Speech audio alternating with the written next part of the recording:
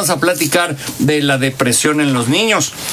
Una depresión infantil o de adolescente está clasificada entre los trastornos del humor, adscrita desde casi toda la vida en las distintas culturas. No es algo nuevo, los adolescentes suelen cambiar de estado de ánimo. Mientras eso suceda como estado de ánimo, pues las cosas no están mal. El tema es cuando empiezan a cambiar tanto que caen en una depresión y no saben definir lo que es una depresión.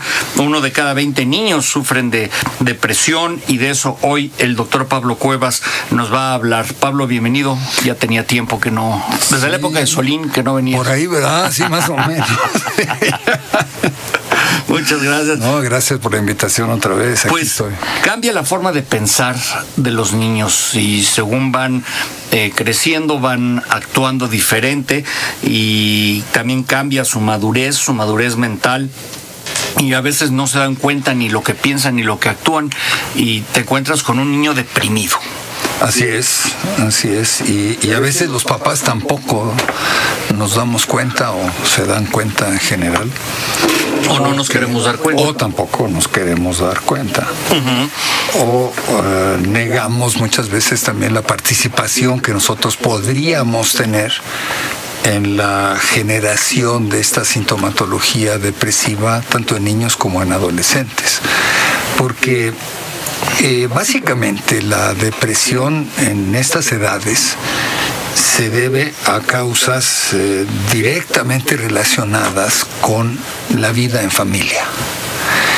Y estamos observando que la vida en familia cada vez se pone más difícil, Eddie, en nuestro medio, en nuestra cultura, en esta situación en que vivimos en general.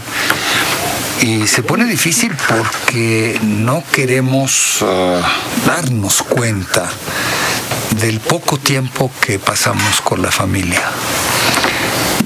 Tenemos muchísimas ocupaciones, tenemos muchos intereses y vamos dejando de lado la convivencia con la familia.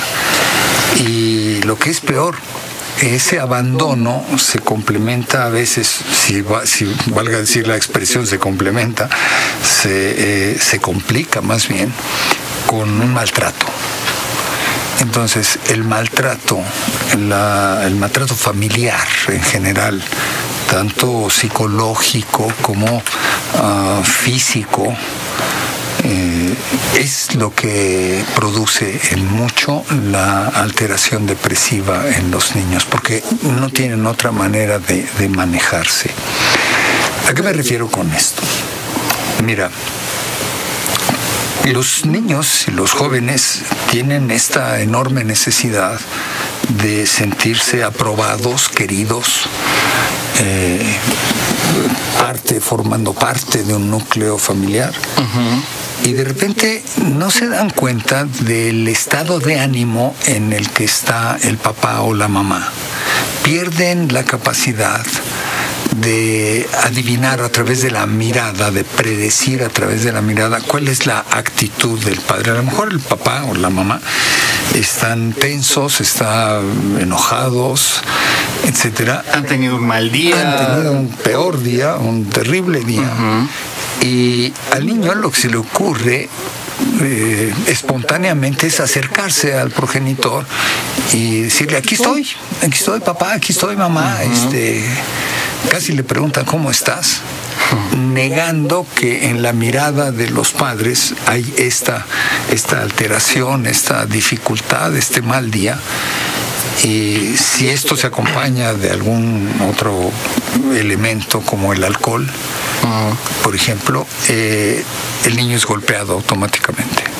¿De reacción? De reacción, de bote pronto. Y el niño lo único que busca es acercarse a su papá o a su mamá para buscar esta cercanía, valga la redundancia. Y si recibe un golpe, dice: bueno, la próxima vez no me va a pasar. Y lo sigue haciendo, lo repite, buscando esta cercanía, esta pertenencia. Y muchas veces la respuesta vuelve a ser la misma, de padres enojados, de padres insatisfechos consigo mismos, de padres que quizás no habían pensado mucho en tener ese hijo o ese número de hijos. Y se vuelve un problema de comunicación, porque la comunicación se distorsiona. Y estos papás están metiendo cada vez más en el hoyo al hijo. Por supuesto. Que solo no va a poder salir. Así es. Entonces, los hijos de padres maltratadores se convierten en padres maltratadores, porque no salen de ese hoyo. ¿Sí? No salen de ese agujero, como dices tú. Y esto hay que prevenirlo, hay que manejar mucho el estado de ánimo, no solo de los niños y de los adolescentes, sino de los padres también. ¿Cómo se maneja esto? ¿Cómo se previene? Habitualmente estos papás golpeadores también fueron hijos golpeados. Entonces es una cosa que se va transmitiendo de casi de generación en generación, excepto que en algunos casos se rompe y dice, bueno, yo así como fui golpeado, yo no voy a tratar así a mis propios hijos, y por una decisión X se logra romper.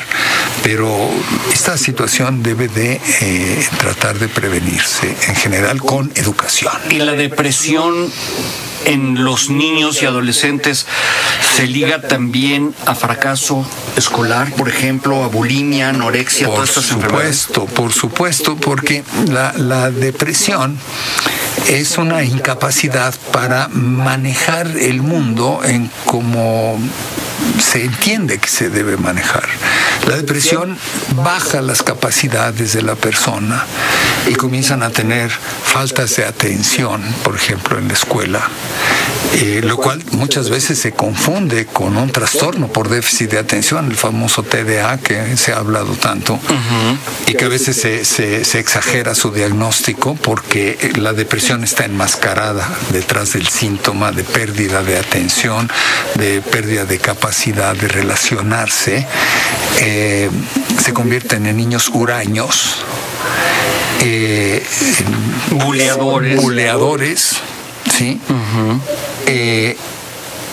O la otra también, en buleados, así como son buleados en la familia, también se convierten en buleados dentro de la escuela o del ambiente. ¿Por qué? Porque buscan de alguna manera la repetición de esto. Eso es lo contradictorio, lo paradójico de esto. Yo busco que me acepten, y si me quieren aceptar en el grupo y es a través de golpes, pues lo tomo para sentirme aceptado. Y, por ejemplo, ¿tú crees que ha aumentado el índice de depresión en los niños y que hoy comienza más temprano que cuando nosotros éramos niños o que cuando nuestros padres eran niños? ¿O simplemente estamos más conscientes del problema y podemos detectar más temprano que hay depresión? Yo creo que es una mezcla de las dos cosas. Yo creo que sí hay más síntomas depresivos hoy, porque las actividades, lo que te decía yo hace rato, la pérdida de la comunicación familiar, de la vida en familia, y todo esto es mucho más frecuente hoy que lo que era en otros tiempos. Si nosotros en otros tiempos veíamos en la secundaria algún compañero triste, no dejábamos de acercarnos a él. En general, nosotros o otros compañeros. Correcto. Y oye, ¿te pasa algo? ¿Qué pasa? ¿Qué tienes? Y llegaba la solidaridad, y si nos decían, exacto, o contábamos que nos había ido mal con los papás o que nos habían dado una zombada, exacto, venía esa ese apoyo, ese recogimiento por parte de los amigos. Así es, ese incluirlo en el grupo. Simplemente vente con nosotros, esto va a pasar, no te apures, vamos a ver qué. Ya se te olvidaba. Ya se te olvidaba, se te pasaba. Muy bien, doctor Pablo Cuevas, hablando sobre la depresión en jóvenes, en niños. ¿Hay diferencia entre la depresión que sufre una niña o un niño previo a la adolescencia y en la adolescencia? No hay una diferencia.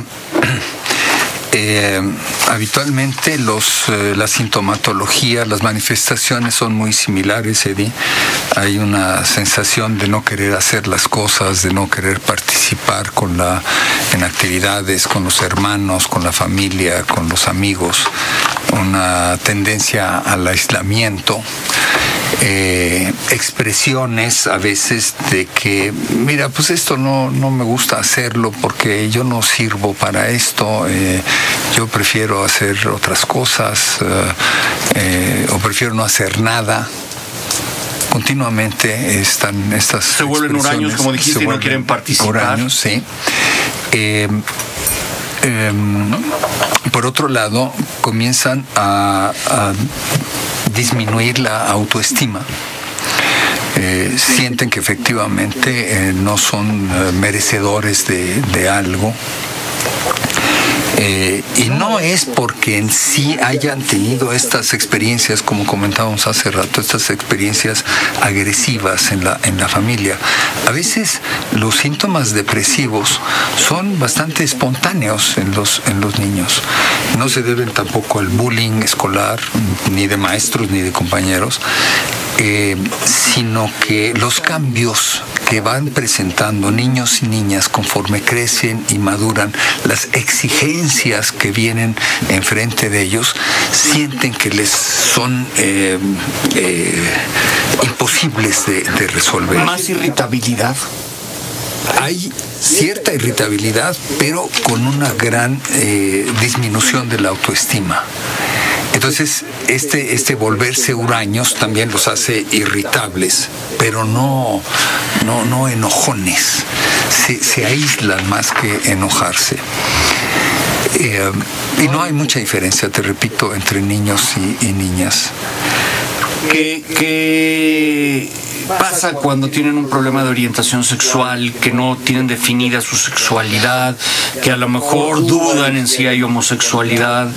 ¿Qué pasa en ese caso? Todos los niños y niñas pasan por una etapa dentro de su crecimiento, dentro de su desarrollo, en el que, alrededor de la adolescencia, en el que ven los cambios corporales y comienzan a tratar de adquirir el rol psicológico que corresponde a la sexualidad propia ya de los cambios que están sufriendo.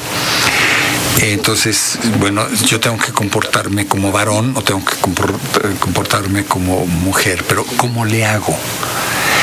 Yo también quiero ser diferente. Y quiero ser diferente de mi papá, pero quiero ser varón. O a lo mejor no quiero ser varón. A lo mejor quiero ser varón que... Varonesa. Sí, y me gustan los varones. O al revés, las chicas. Quiero ser como mi mamá, pero también quiero ser diferente, entonces a lo mejor también a mí me gustan las mujeres. Y estas dudas que vienen, que son normales dentro del crecimiento, dentro de estas etapas del desarrollo, se convierten en dudas importantes y que además es difícil de platicar. Todavía vivimos cierta educación muy represiva en cuanto al sexo, en cuanto a la sexualidad. No nos es fácil hablar de esto en general. Jorge Ramírez, tú hiciste una pregunta hace un momento al doctor, ¿cuál fue?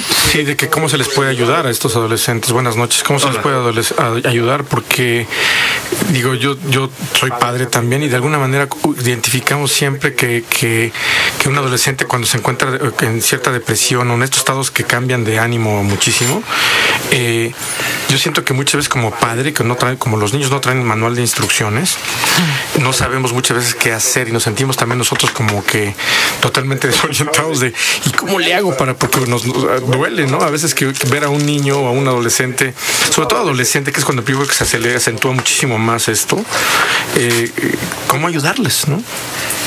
Es una buena pregunta que mencionaste hace rato y es válida, muy, muy importante porque es difícil abordar los temas en familia.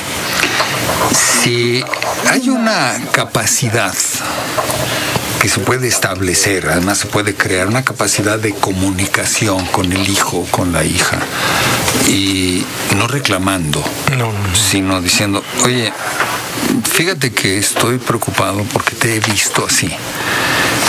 ¿Quieres ¿estoy en lo cierto? ¿Quieres que podamos hablar de esto? Quizás a lo mejor podemos echar una platicada, tú y yo, nos vamos a tomar un café. Normalmente diría que sí, el niño.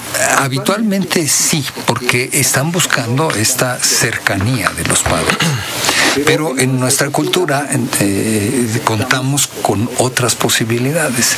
Si el niño o la niña no dice que sí, no acepta, entonces podríamos pedirle a un tercero que intercediera. Oye, yo estoy viendo este problema con mi hijo o con mi hija.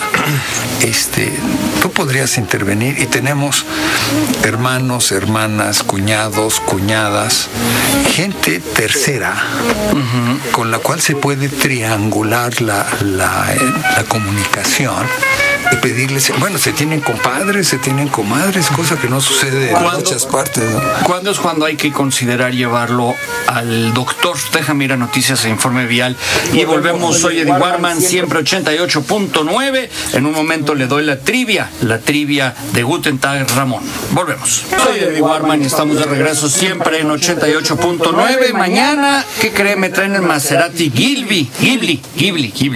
El Maserati Ghibli, viene Rodrigo González, vamos a salir a manejar el Maserati y también van a venir vinos de Santa Carolina.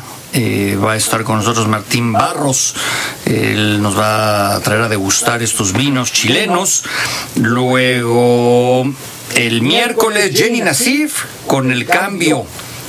Cómo lograr para que un cambio sea duradero. Jenny es una gran expositora y conferencista, usted la ve en la televisión. El profesor Héctor Velázquez Fernández nos hablará del debate actual sobre los alimentos transgénicos. Tiene el punto bueno y tiene el punto malo. No es todo malo. Importante el tema que va a tratar el profesor Héctor Velázquez. Y Pablo Cuevas, te hacía yo la pregunta. Pablo Cuevas es psiquiatra del Centro Médico ABC. ¿Cuándo hay que pensar en llevar a los niños ya al psiquiatra? Mira, la consulta debe de ser cuando los padres ya observan una dificultad en la adaptación del chico, en su respuesta a todas las otras medidas que se han tomado previamente, de intentos de hablar con él, con ella, de acercarse y todo. Y habitualmente estas consultas con niños y adolescentes, los psiquiatras respetamos mucho al paciente, pero incluimos al cliente también. Entonces son entrevistas con el niño o con el adolescente, pero también con los papás, porque consideramos que este es un problema global en el cual se tienen que incluir todos. ¿Cómo pueden localizar a un psiquiatra o localizarte a ti? Mira, habitualmente tenemos este servicio en el Hospital ABC, en el Centro Neurológico de Santa Fe, y nos pueden llamar al conmutador al 1103-1600, y nosotros estamos en la extensión 1164. Y si no, preguntar por las clínicas de psiquiatría. Esas son las clínicas de psiquiatría del Centro Neurológico. Pero no dejarlo pasar. No dejarlo pasar, sí. Y estoy seguro de que las cosas no van a ser como eran antes. No, cada quien tiene que resolver sus propios problemas. Aquí no necesitamos ayuda. Así eras tú sí con se tu hijo, necesita. ¿verdad? Sí, imagínate, ¿te acuerdas?